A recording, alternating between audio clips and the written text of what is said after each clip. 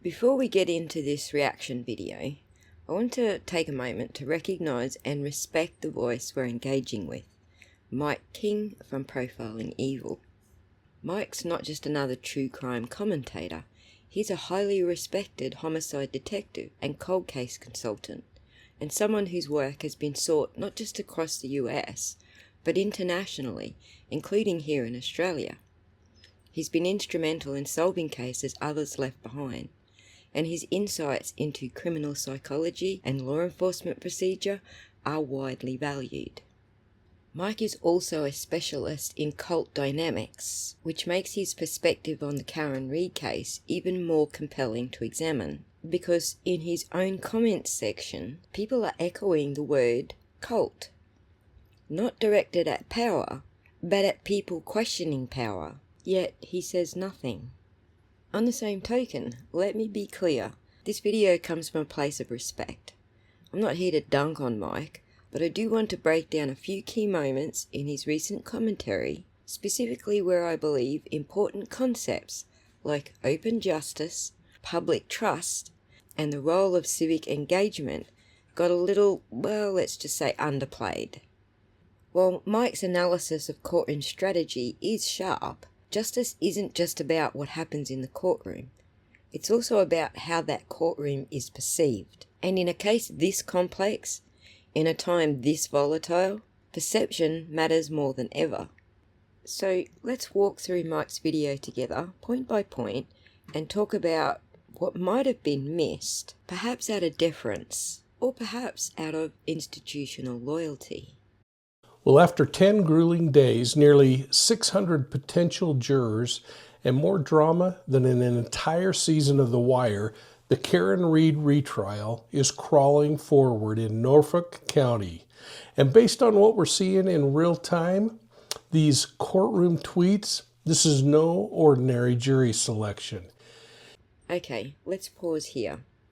Mike opens with courtroom tweets. And that is an interesting phrase, because it's doing a lot of heavy lifting without much clarification. Is he referring to Aidan Carney? Because if so, that's courtroom reporting, which is fully within First Amendment rights and standard courtroom transparency. And Aidan's not the only one tweeting from the courtroom. We know that mainstream media is as well. Or is he referencing the dismissed juror who tweeted about being in the courtroom during selection? Because that's a problem. And that person was rightfully removed. That's how the justice system is supposed to work. But this juror tweeting that he's in the courtroom during selection is not the same as a journalist with credentials and a platform reporting what's happening. And this is where we need to draw the line clearly. What was a potential problem in the jury pool was swiftly dealt with. And so in that regard, justice was served. But reporting from inside the courtroom is not rebellion, it's accountability. If we can't tell the difference between a rule-breaking juror and a watchdog with a phone, then we've lost the thread of what transparency in a courtroom is supposed to look like and what justice actually is.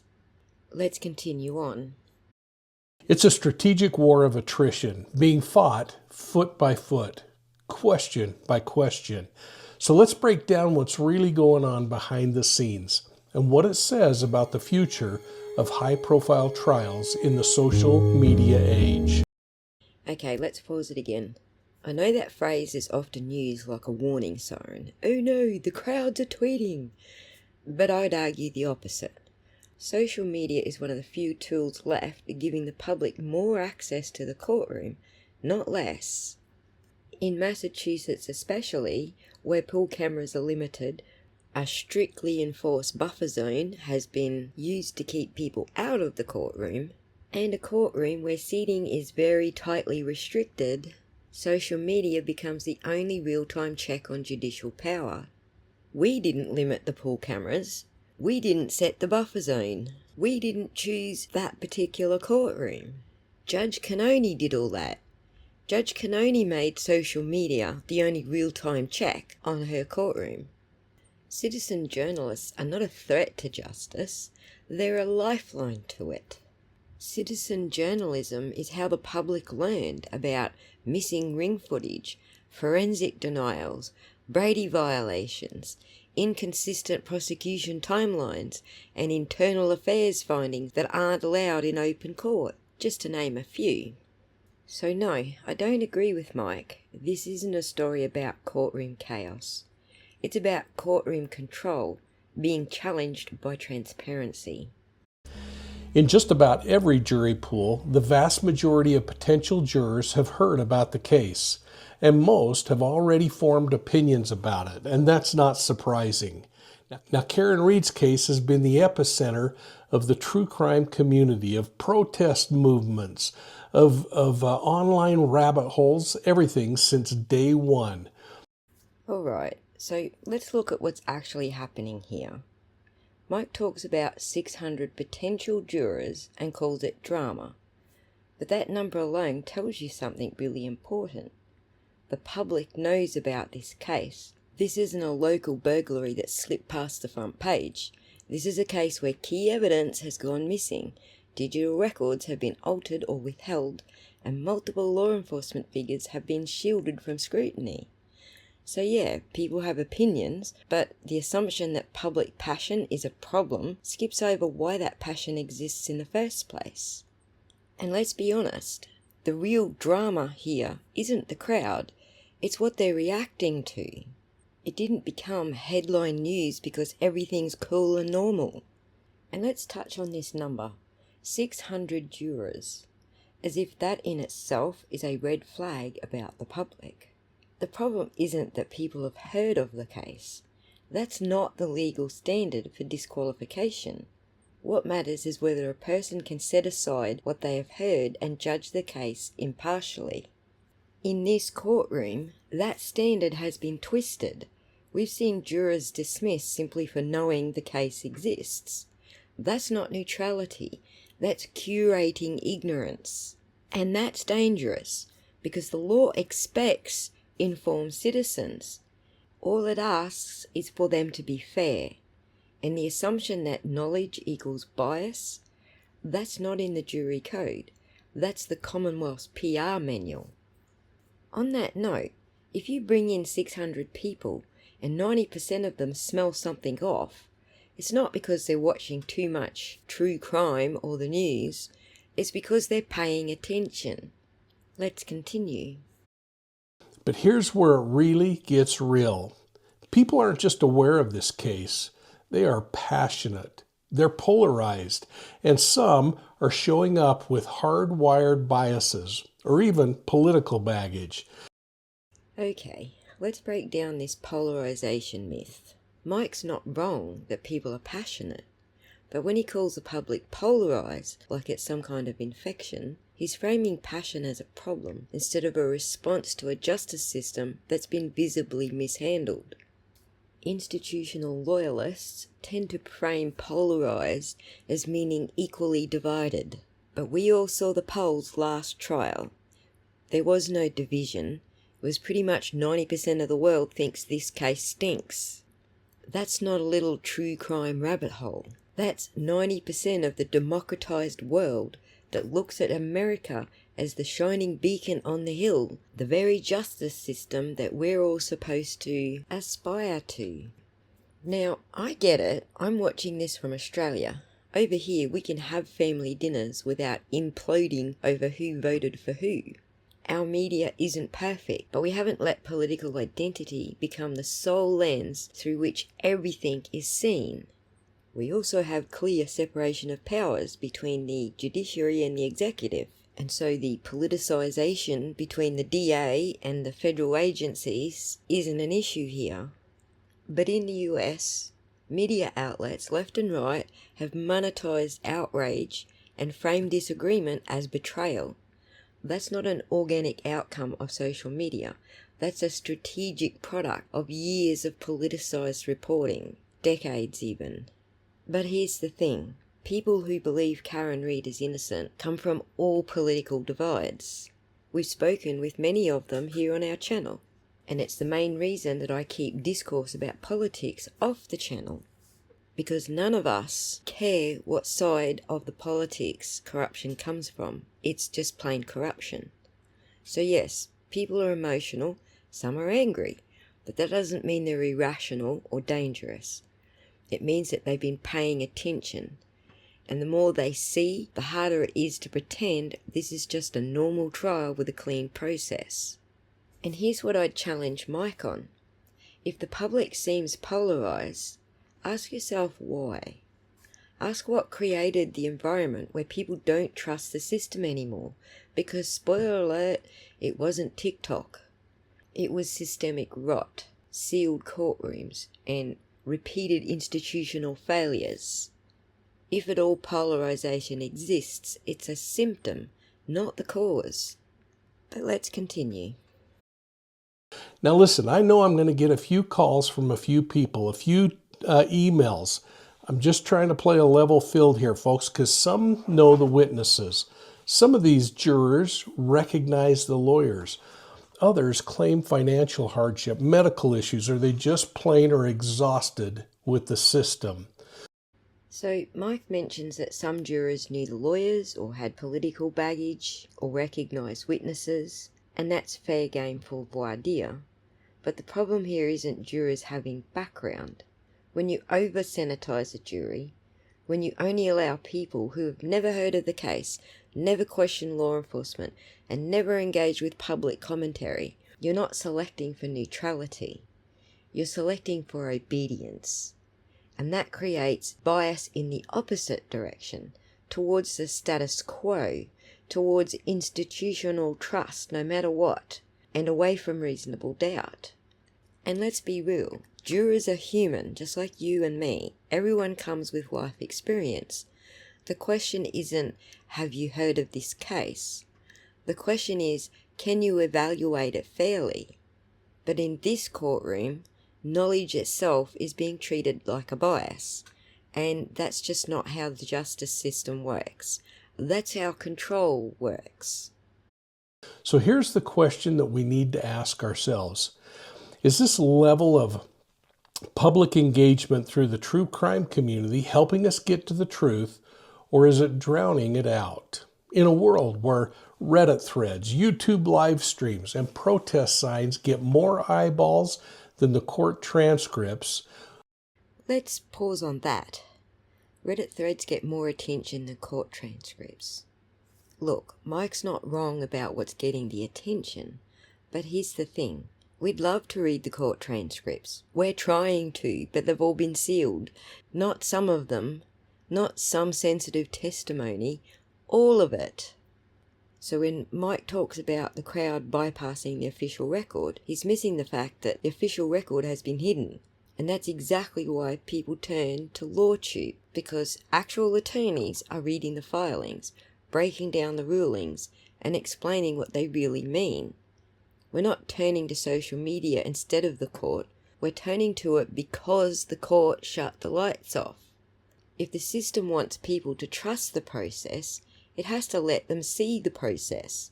Because sealing transcripts while blaming the public for misinformation, that's not transparency, that's projection. What happens to due process? Is it still as sacred as it should be? Or has it been co-opted by hashtags, memes, and mob mentality? Social influencers and media figures have turned this case into a cause. Some calling it a corruption cover-up, while others are waving the Justice for John O'Keefe flag. But who gets to define justice anymore? Is it the courts? Or is it the crowd? Maybe it's the clickbait.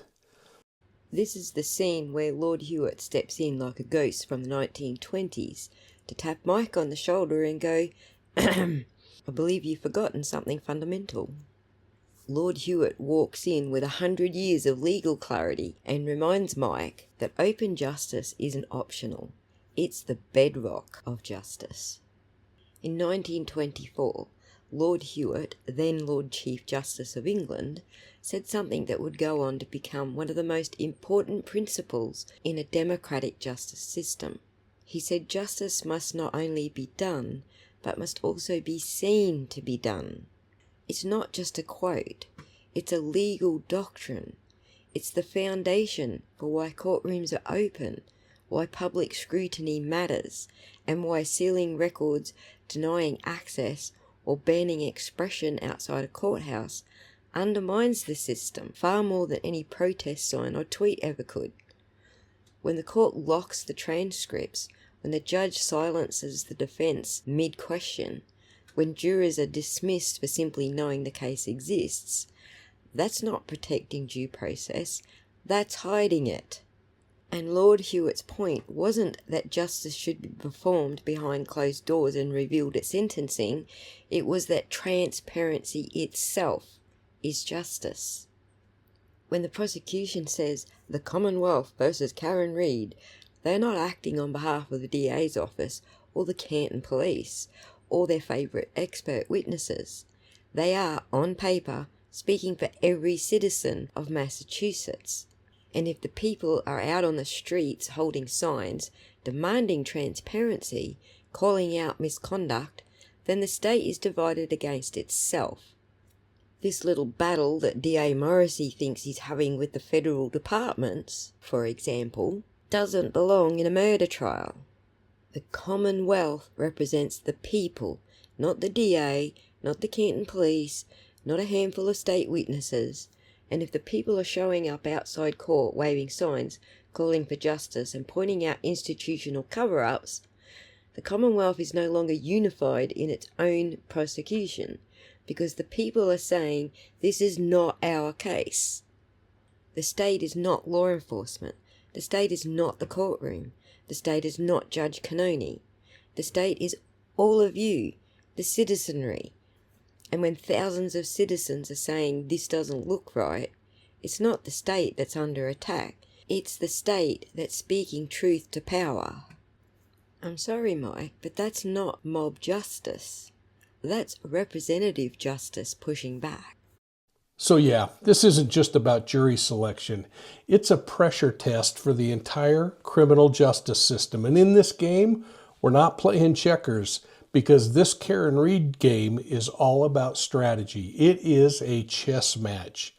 On the defense side, you have a powerful and aggressive team who's treating each juror like they're a potential time bomb or manna from heaven. They're watching body language, leaning in on the facial expressions they're seeing, and huddling after almost every response that's made by a potential juror. Right, so Mike calls this a chess match, and that sounds thoughtful at first, until he starts describing the defence like they're paranoid, watching body language, huddling after every answer, passing notes like they're cracking codes. But let's get real here. They're doing that because they have to. This isn't about bad vibes or juju or gut instinct. This is about what happened in Trial 1.0. A jury foreperson with a known conflict sat in deliberations. Jurors were allegedly pressured into secrecy.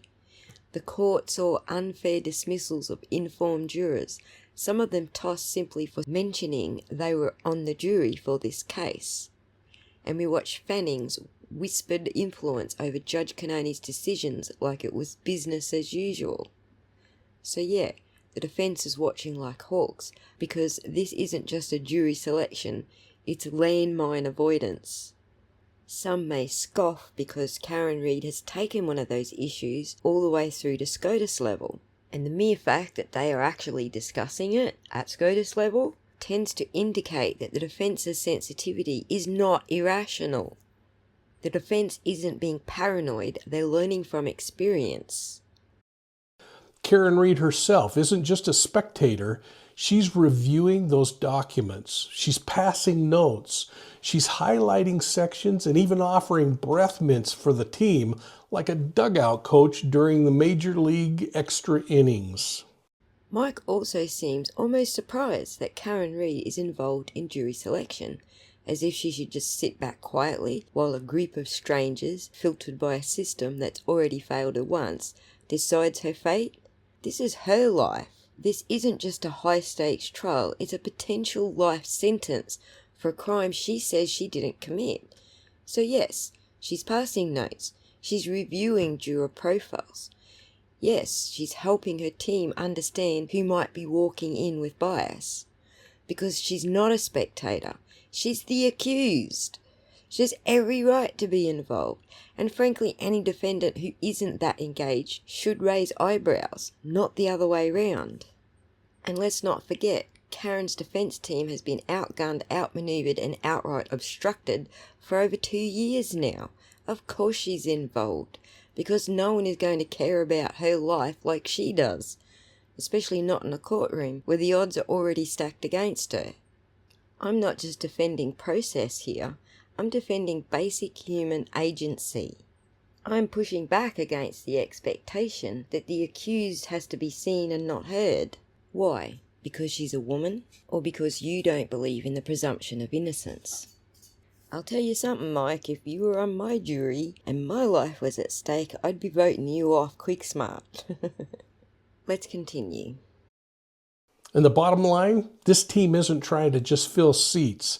They're trying to build a wall around Karen Read that keeps out any whiff of bias, skepticism, or bad vibes. They, like the prosecution, want somebody who's going to agree with what they have to say.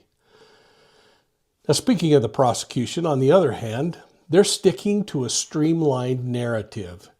And unlike the defense, which is raising major questions about law enforcement credibility or missing phone data and third-party suspects, the prosecution appears to be saying, hey, let's not overcomplicate this. They're anchoring their case in Read's own statements, which they plan to feature front and center as they open up in this case. And from what we've seen in the media, those statements might not be in her favor. Now, prosecutors have also made moves to introduce up to 41 different video and audio files of Karen Read, likely recordings in her own words that'll be used to paint a picture of guilt, poor judgment, or even panic. Now, the prosecutors are hoping that these unfiltered moments will resonate more deeply with jurors than theories about police corruption or dog attacks. Their approach seems to say, again, forget the drama, follow the facts. But here's the real challenge. In a case that's already overloaded with media noise, can a straightforward story cut through all the chaos?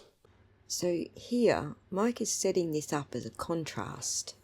He's trying to present a binary defense equals conspiracy, chaos and drama, and the prosecution is facts, logic and simplicity. But here's the problem. The facts don't support the simple version of events. What Mike is selling as straightforward is actually strategic reductionism, oversimplifying a mess to make it more digestible. Here's the issue with framing the prosecution's version as a straightforward story. It only works if the evidence supports it, and in this case, it doesn't. Mike's clearly not imagining a murder case where the key surveillance footage is unavailable, the phone data is corrupted, the forensic expert is muzzled, and no chain of custody exists. Don't overcomplicate it, just trust us. That's not a clean case, that's a red flag wrapped in a PowerPoint presentation. Mike's story is operating like this is a tidy courtroom drama with two evenly matched sides playing fair chess on a neutral board. But what he's ignoring completely is that this isn't just a local prosecution anymore. This is a case where federal oversight is already in motion, and DA Morrissey's office isn't just presenting a case, they're managing exposure. This isn't the Commonwealth versus Karen Read, this is the Commonwealth under federal scrutiny. DA Morrissey's office is actively under investigation. There are grand juries convened, subpoenas issued, and witnesses being called behind the scenes. This case isn't just about proving Karen Read's guilt, it's about shielding law enforcement agencies and covering up investigatory failures that could unravel everything. And when a DA's office is being watched by the feds, while simultaneously trying to secure a murder conviction based on corruption or inaccessible evidence, this is not just a legal conflict. This is a pressure cooker, and it explains exactly why the prosecution wants this story to stay clean, because if the mess comes out, they go down with it. So when Mike says, let's not overcomplicate it, he's completely missing the point. This is complicated, because it's not just about Karen Read.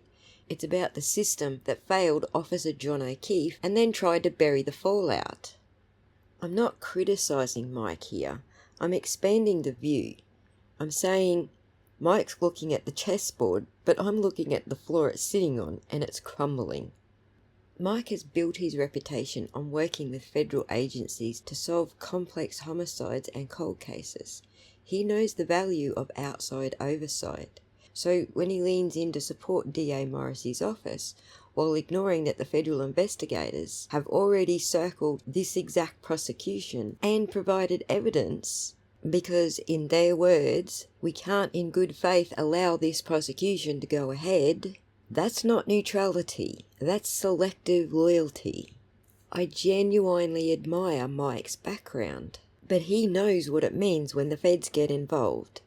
So I find it surprising, honestly, that he's choosing to align with DA Morrissey's narrative while federal oversight is clearly happening in the background.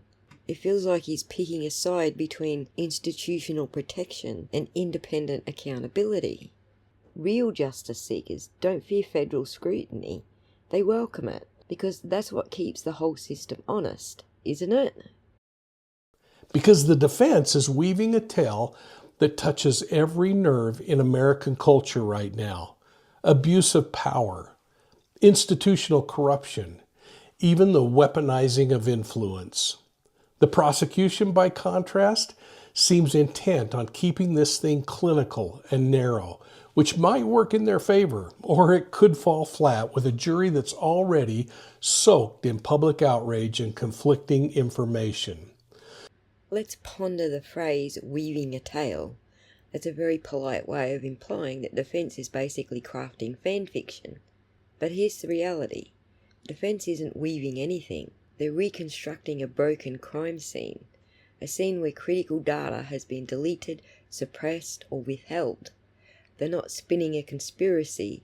They're asking provable, verifiable questions about altered surveillance files, proper crime scene procedure, denied forensic access, cell phone extractions with missing wall data, conflicting witness timelines, and law enforcement officers under internal investigation. That's not narrative. That's the job of a defense team faced with a state that won't stop obstructing. If anyone's weaving a tale, it's the Commonwealth. They're the ones staging a dramatized text message reading with voice actors. They're the ones asking the jury to ignore broken chains of custody and just trust the story. One side is working from facts that keep getting blocked, and the other is working from a script they refuse to show anyone the source of. Is that how you do your job, Mike? Do you hand over forensic evidence with no chain of custody? Do you collect blood in solo cups, stuff it into shopping bags? How is that clean and clinical?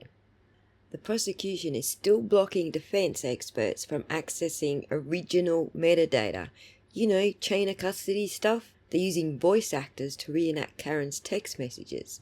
They plan to introduce dozens of curated video and audio clips, not as forensic evidence, but to create an emotional impression on the jury. That's not clinical. That's narrative engineering. You've sat through a real forensic presentation, Mike. You know it looks nothing like this. Following the facts would mean allowing both sides full access to the evidence, wouldn't it? Following the facts would mean giving experts the metadata they asked for. But that's not what's happening here. What's happening here is presentation control. Carefully selected fragments presented with theatrical polish, while the messier truths are locked behind sealed motions and bench conferences. I'm sorry to pull the veil off the prosecution's clean case branding, but the real drama is just wearing a suit and calling itself the Commonwealth.